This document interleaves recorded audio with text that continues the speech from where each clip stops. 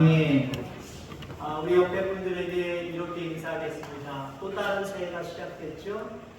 평강하고 평강하십시오. 시작. 앞뒤로, 이거는 앞뒤로 하나님이 지키십니다. 감사합니다. 새해를 2번 지낼 수 있다고 하는 것은 축복입니다. 날마다 새로움을 가지고 시작하고 살아가는 우리 모든 성도님들 되기를 간절히 소망합니다. 오늘 제목의 말씀이 평강하고 평강하도록 지키시리니. 아멘. 음력으로 1월 6일이지만 이제 음력으로 첫 주일을 우리가 맞이하기 때문에 첫 주일에 우리 성도님들을 어떻게 축복할까, 여러 가지 축복의 말씀들, 제목들이 있겠습니다만은 우리 성도님들 가정이 평강하고 평강했으면 좋겠다. 마음만이 아니라 하나님이 지키시니까 좀 평강하고 평강했으면 좋겠다. 자, 평강이라고 하는 말은 걱정이나 탈이 없는 것을 의미합니다. 걱정이나 탈이 없는 것. 근데 우리 인생 가운데는 걱정거리가 날마다 있죠? 탈은 종종 다가오기도 하지요. 자, 그런데 여러분들 이런 경우가 있어요. 걱정거리가 누가 봐도 요만큼이고 탈 있는 것도 요만큼밖에 안 되는데 어떤 사람은 엄청나게 큰 걱정거리와 큰 탈인 것처럼 생각하고 살아갑니다. 그 사람의 마음은 정리가 안 돼요. 안정이 안 돼요. 불안합니다. 걱정과 염려와 근심과 두려움까지 몰려와서 잠을 잘 수가 없는 거예요. 근데 누가 봐도 걱정거리가 이만큼 있고 누가 봐도 탈이 이만큼 있는 사람인데 이거 아무것도 아니야. 하나님이 지키시는데, 하나님이 역사하실 건데, 하나님이 섭리하시는데 라고 하면서 별것도 아닌 작은 걸로 보는 사람이 있어요. 그 사람은 당장의 평강을 느껴요.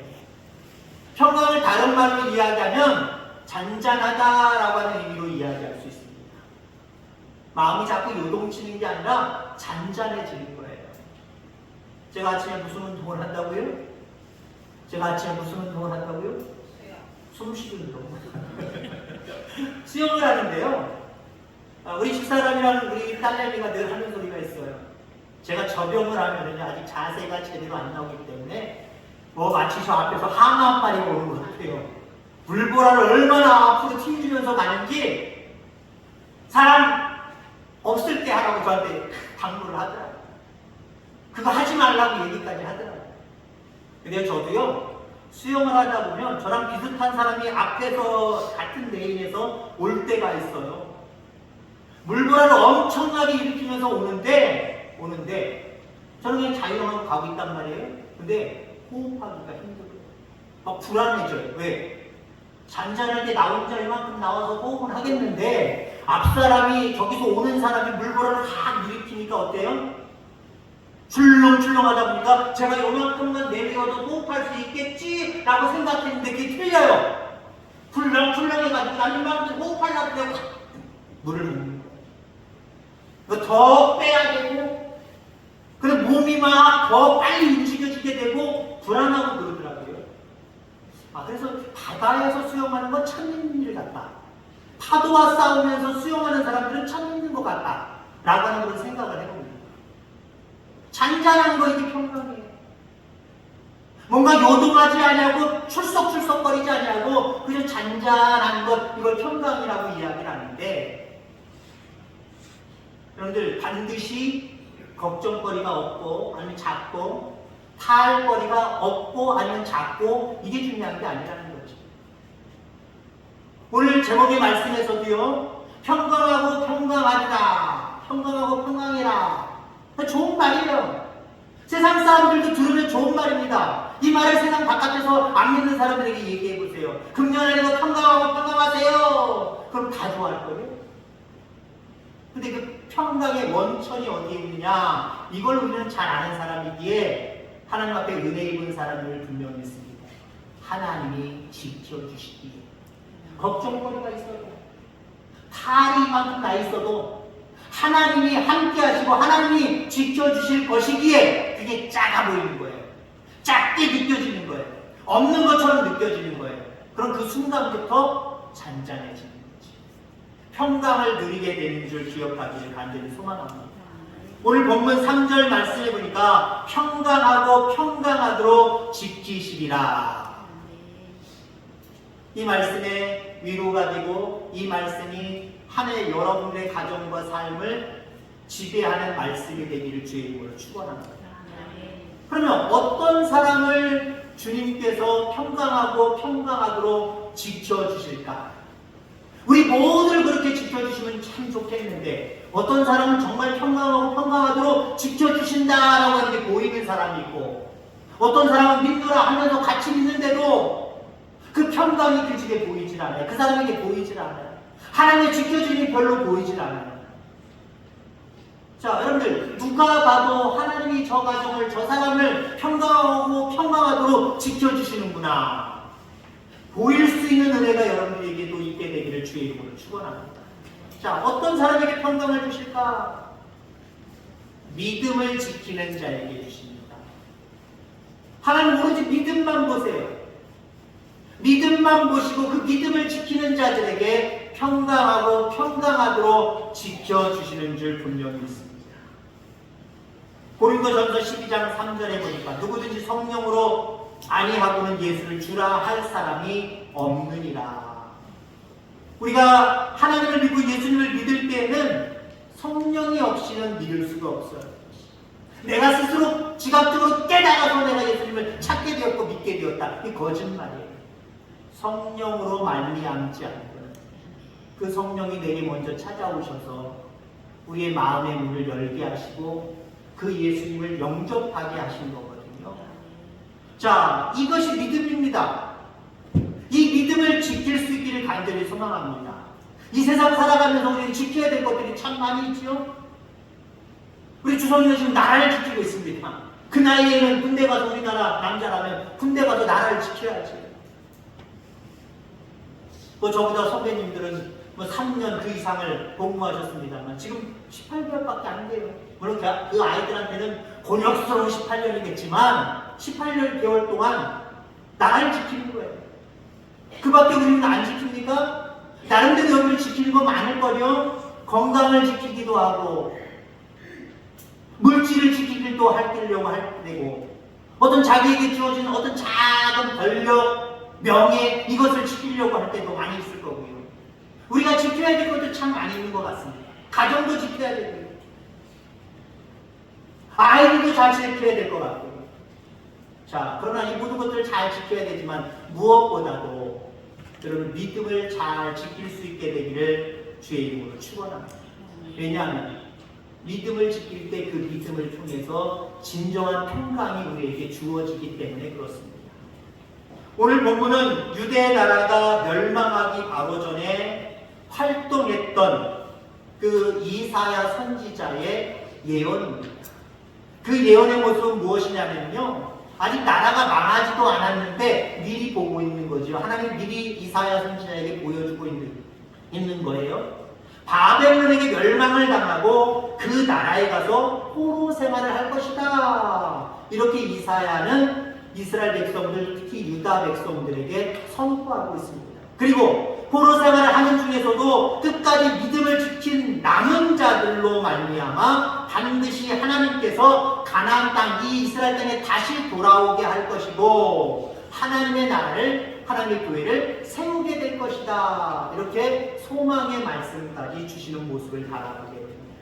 자, 그러니까 이 말씀은 한마디로 이사야 선지자의 어떤 멸망에 대한 예언과 다시 돌아와서 회복돼야 될 부분에 대한 어떤 말씀들은요, 한마디로 이렇게 정리할 수가 있어요. 세상에 살면서 아무리 고생스러워도 믿음을 지키는 사람들은 하나님의 나라로 인도함을 받게 될 것이다. 아멘. 아무리 어려워도 믿음을 지키는 사람들은 평강의 은혜를 누리게 될 것이다. 이게 이사야 전반적으로 우리에게 주는 강한 메시지임을 기억하기를 간절히 소망합니다. 마틴 목사님이라는 분이 계십니다. 지금은 뭐 이 세상 분은 아닙니다만은 유명한 신학자이기도 하고 유명한 목회자이기도 합니다. 자, 이분이 하루는 아내와 아들과 함께 살아가고 있는데 아내가 무슨 병인지 병이 들어서 위독하게 되었어요. 그런 상황 가운데에서 어떤 일이 벌어졌냐면요, 뉴욕에 있는 성서신학원에서 와서 말씀 좀 전해주세요. 어떤 채플 시간, 예배 시간에 오셔서 말씀을 전해달라고 하는 부탁이 왔습니다. 보통 같으면 예! 하고 달려갔겠지요. 근데 지금 상황이 어떤 상황이라고요? 자기 아내가 위독해하고 있어요. 어떤 아픔인지 모르지만 지금 겨우겨우 숨을 쉬고 있단 말이에요. 그래서 그 전화를 받고 마틴 목사님이 이렇게 이야기를 합니다. 죄송합니다. 지금 내 아내가 위독합니다. 옆에서 내가 지켜줘야 되기 때문에 그 신학원에 가서 제가 설교를 하지 못합니다. 그렇게 하고 전화를 일단 끊었어요.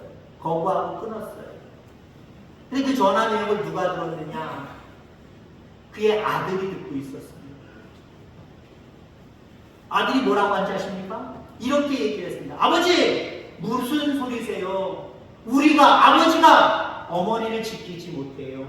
하나님이 지켜주실 것이니까 아버지는 가셔서 설교하고 오세요. 그래서 마틴 목사님 다시 전화해서 가겠습니다. 죄송합니다. 다시 가도록 하겠습니다. 또 갔다 왔다는 거예요. 오면서 그 목사님이 차에서 이런 찬송가 가사를 기록합니다. 조금 이따 설교 마친 다음에 우리가 부를 찬송 382장입니다. 이게 마틴 목사님이 기록한 거예요. 설교하고 와서 그 내용을 이렇게 기록하고 있습니다. 너 근심 걱정 마라. 주 너를 지키리. 주 날개 밑에 거하라. 주 너를 지키리. 어려워 낙심될 때에 주 너를 지키리. 위험한 일을 당할 때 주 너를 지키리. 너 쓸 건 미리 하시고 주 너를 지키리. 구하는 것을 주시며 주 너를 지키리. 어려운 시험 당해도 주 너를 지키리. 그 주의 품에 거하라. 주 너를 지키리. 주 너를 지키리. 아무 때나 어디서나 주 너를 지키리. 늘 지켜주시리. 아들의 말에 충격을 받는 거예요. 내가 지켜주는 것이 아니라, 내가 지켜줄 것이 아니라 하나님이 나를 지켜주셔야 되고 하나님이 내 아내를 지켜주셔야 되는구나. 그러면 무엇이 필요하겠습니까? 마틴 목사님 두들겨 맞은 거예요. 내가 믿음이 없었구나. 아들보다도 믿음이 없었구나. 하나님 앞에 맡기고 나는 갔다 오면 되는 건데 그걸 하나님 더 선하게 여기실 텐데 내가 지키겠다고. 우리가 믿음 생활하는 사람들이 뭔가 착각할 때가 있어요. 내 배후에 하나님이 계셔서 우리가 담대해지는 거지 내가 뭘 가지고 있어서 내가 담대한 게 아닙니다. 근데 우리 믿음 생활할 때 어때요? 내가 마치 하나님이냐, 내가 마치 대단히 단단한 사람이고 대단한 사람이냐, 내가 뭘 해야 된다고 생각할 때가 있어요. 마틴 목사님이 그런 거죠. 신앙도 내가 여기 붙어서 우리 부인 옆에서 기도해주고 안수해주고 찬송해주고 그러면 나을 것이다. 내가 그렇게 하면 할 것이다. 아마 이것이 두들겨 맞은 부분이 되지. 믿음은 하나님만을 전적으로 의지하고 그분께 맡기는 것이다. 내가 하려고 했구나. 하나님 앞에 맡기자.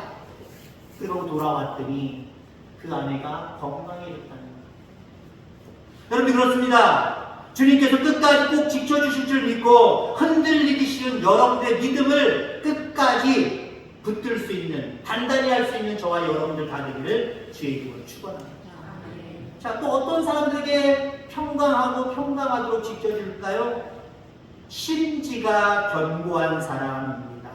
3절 말씀에 주께서 심지가 견고한 자를 평강하도록 지키시리니. 심지가 견고한 사람. 저도 초등학교 때 골로를 저도 사용해 본 사람입니다.